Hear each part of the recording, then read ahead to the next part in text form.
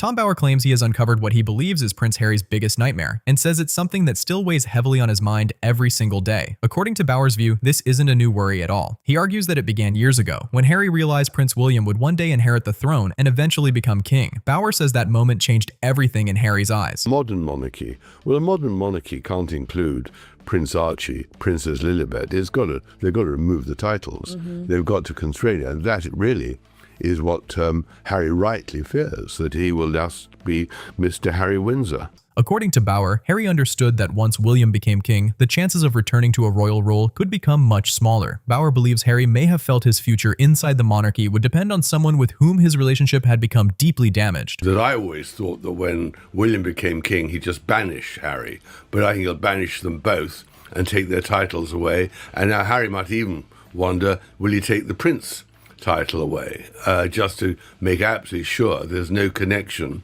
with the royal family and also his children.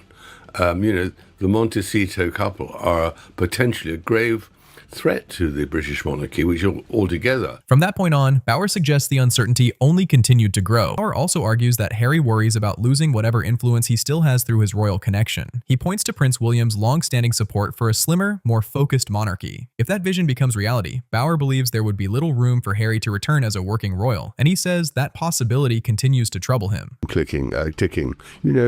Once the king departs, I think the new king, Prince William, he wants to slim down and clean up. Right now, Harry and Meghan still hold their royal titles, and Bower argues those titles remain one of their biggest assets. He believes one of Harry's greatest concerns is the possibility of losing them someday. In Bower's opinion, Harry fears a future where he is no longer known as Prince Harry, but simply as Mr. Harry Windsor, without the same royal status that has followed him throughout his life. Harry's biggest fear is that he's about to become irrelevant as soon as Prince George hits 18. He's got a limited window to be relevant at all. He's not worried about press. He's worried about fading out as an irrelevant royal. He loves it. She loves it. They just don't like the bad stuff. Well, guess what? It's called being a public figure. Grow up and deal with it. If that ever happened, Bower says many of the advantages linked to Harry's royal position could also disappear. He argues that the public attention, recognition, and opportunities connected to being a prince could change dramatically. Bower also believes Harry thinks about Archie and Lilibet, wondering whether questions surrounding their titles could become an even bigger topic in the years ahead. According to Bower, Harry understands that the Sussex brand is closely tied to its royal identity. He argues that the titles attract headlines, create opportunities, and help bring attention to many of their projects. Now, Prince Harry is reportedly very sad that Prince Archie and Princess Lilibet are missing out on life with the rest of their family, and that the extensive family network that their cousins are enjoying, well, his children aren't.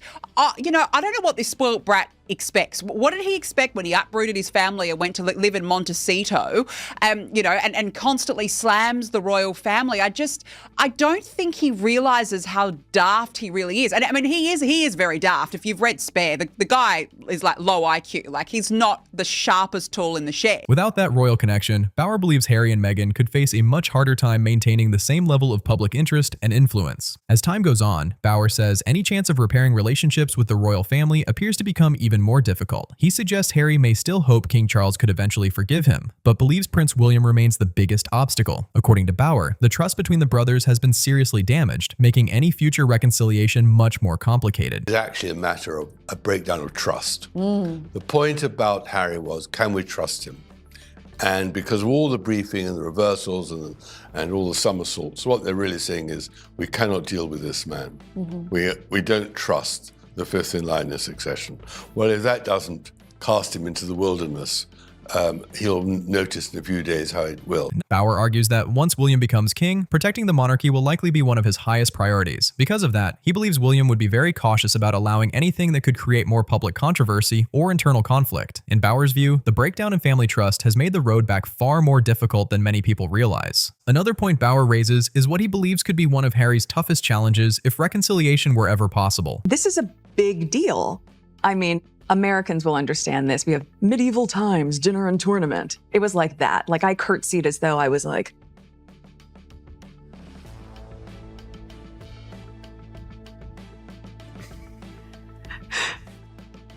pleasure to meet you, Your Majesty.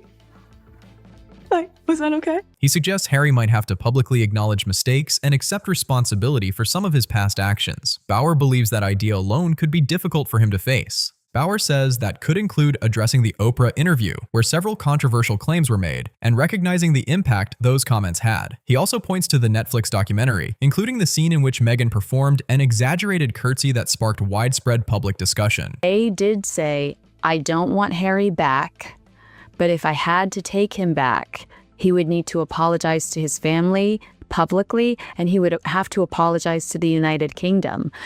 Can you see a world where he is humble enough to do that? No, I can't, because I think he's too stupid to do it.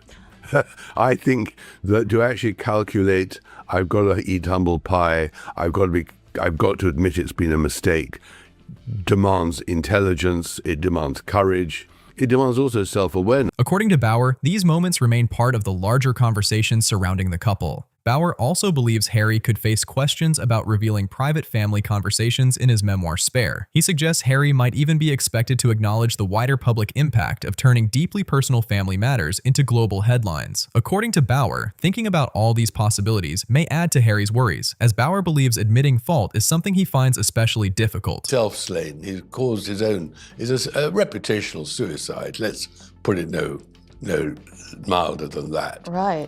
And he has now got to find a way somehow to save himself. According to Tom Bauer, Harry's pride is one of the biggest reasons why a public apology would be so difficult. Bauer argues that admitting mistakes on such a public stage would be an enormous challenge, especially after years of defending his decisions and speaking openly about the royal family. Bauer also believes Harry worries that his public image has been permanently affected. After years of interviews, documentaries, television appearances, legal cases, and public statements, many people now closely question almost everything he says. Every new interview is analyzed from every angle, and Bauer argues that rebuilding public trust may now be one of Harry's toughest challenges. He believes the concern continues to follow Harry wherever he goes. Another issue Bauer highlights is the future of the Invictus Games. It's in Birmingham, which is a Muslim-dominated city, and Invictus has got a team from the Israeli army. So that's going to be a problem There for could him. be a clash there you're concerned Well, about. of course, there'll be more than a clash. There'll be real trouble. But of course, he's trying to leverage the Invictus Games, which the government has given money to, because after all, it's a very worthwhile cause for injured servicemen, with his own return with Meghan, who will use it to promote herself. He suggests Harry may worry that one day the organization could rely less on him as its public face and instead see him in a smaller supporting role. According to Bauer, that possibility could be another major source of concern. Bauer describes the Birmingham Games as an important moment. He argues that the event could either strengthen confidence in the Invictus Games or bring even more difficult questions. He points to ongoing discussions surrounding funding, security, public demonstrations, and the amount of attention Meghan receives. Harry ceases to be involved in the Invictus Games. All the sponsors will be back. Just imagine if Sir David Beckham was the head of the Invictus. Oh, wow. It'll be bigger than the World Cup. Boeing, they will literally, and Airbus. During the event, some critics have argued that media coverage sometimes focuses more on Harry and Meghan than on the wounded veterans the games were created to celebrate. According to Bauer, Harry knows the Invictus Games represent one of the most significant accomplishments of his public life. If the event's reputation were seriously affected, Bauer believes an important part of Harry's legacy could also be impacted. He argues that this possibility weighs heavily on him. Bauer also claims Harry now faces financial pressures that he always hoped to avoid. He suggests Harry fears that losing financial stability could also reduce his public influence. According to Bauer, that is why Harry continues accepting interviews, speaking engagements, media opportunities, and other public appearances, while also remaining active in charitable work that keeps his profile visible. Meghan and Harry's crisis, completely of their own making, is they have no major projects, no major money earners.